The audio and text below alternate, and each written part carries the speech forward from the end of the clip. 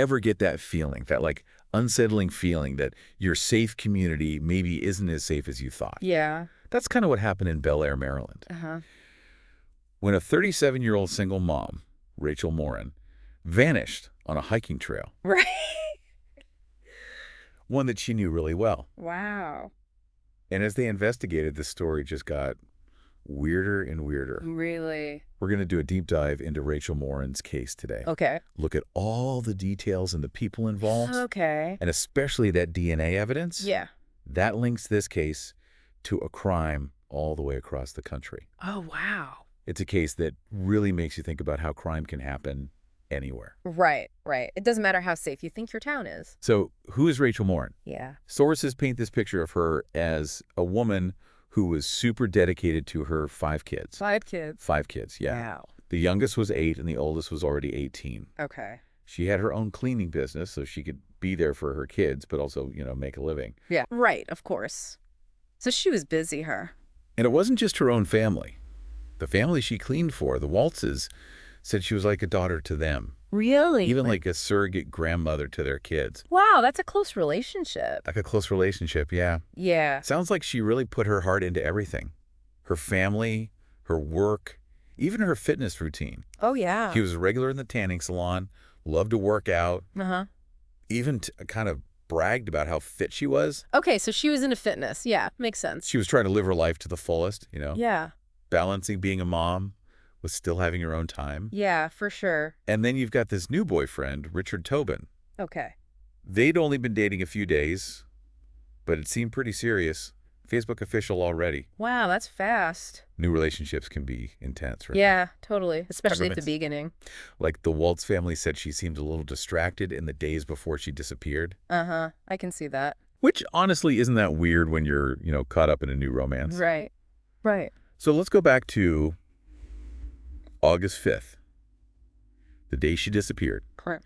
She went to the tanning salon, like usual, around 2 p.m. All right. Tobin says they went to the gym together. Mm-hmm. Then he dropped her off at the Monpo Trail around 4:50. Okay. But remember, this is all just what he's saying. We don't know for sure if it's true. Yeah, true. There's no one else to back that up right now. And then between 4:50 and 6:30, when she supposedly started hiking, we don't really know what happened. So there's like a gap there. It's a mystery. Oh, interesting. This trail, the Monpo Trail, she knew it super well. Bragged to her brother she could run it in 42 minutes. Wow, she was in shape. But this time she never came back. Oh, no. Her boyfriend reported her missing around 11:23 that night. Okay. Said he found her car at the trail entrance. Mm-hmm. And that started this massive search. Not just the police, but the whole town of Bel Air got involved. Oh, that's a big search. It's a small town. Right. Everybody knows everybody. Mm-hmm. So when something like this happens, it's scary for everyone. Yeah, I bet. People really wanted to find her. Of course, yeah. So they got together, organized search parties, put up flyers, anything they could do. They really pulled together, huh? That's amazing. Yeah, it's amazing. But then the next day, around 1 p.m., a man named Michael Gabrinsky called 911. Oh. Said he found her body. And And this guy, Gabrinsky, he became a bit of a controversial figure. how so? He went to the media, Uh-huh. started talking about the crime scene, saying it looked like she'd been beaten, dragged, her face smashed with a rock. Oh, that's awful. But then the police, the Hartford County Sheriff's Department, they said he was lying, What? that he wasn't even there, that Really? he had no idea what he was talking about. So he was just making it up. Seems like it. Yeah. So now you've got these conflicting stories, Yeah, that's confusing. which happens a lot in these high-profile cases. But the police did confirm it was a homicide, Oh, wow. So someone did kill her. which means now the investigation is all about finding the killer. Right. And in these cases, people tend to look at the boyfriend.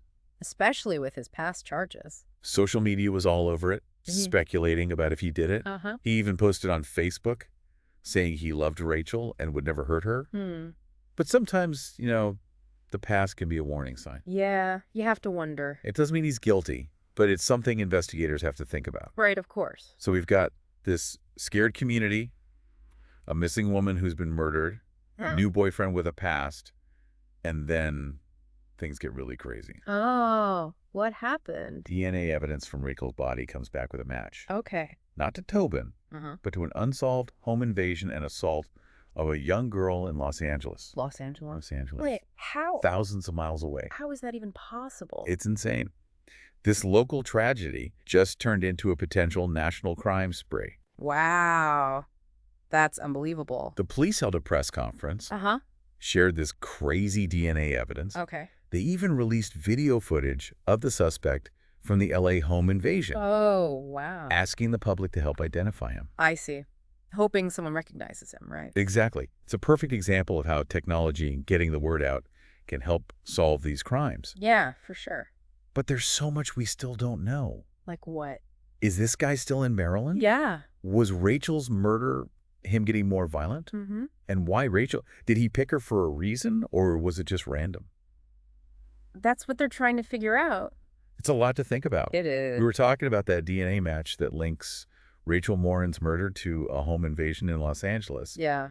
It's just wild to think about those two things being connected. But let's talk about what we know about that LA case. Right. It's definitely a weird twist. It happened back in March 2023. Uh-huh.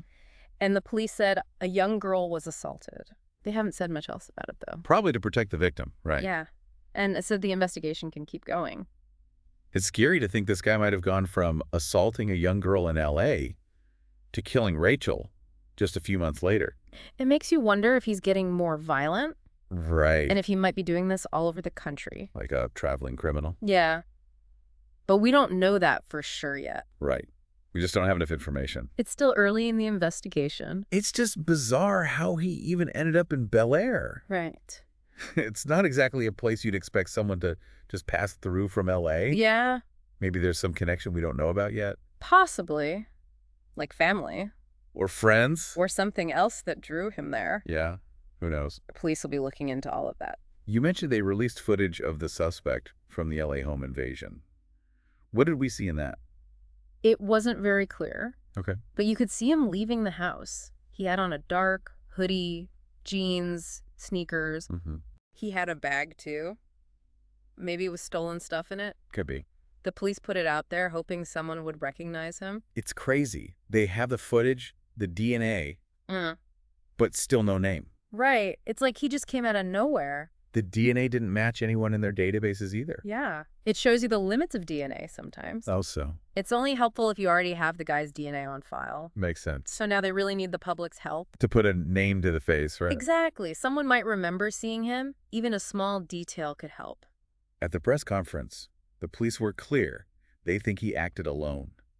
Yeah. That this isn't about the whole Hispanic community. Right. It's important to remember that. Absolutely. One person doesn't represent everyone. Yeah, exactly. It's not fair to stereotype. And it could actually hurt the investigation.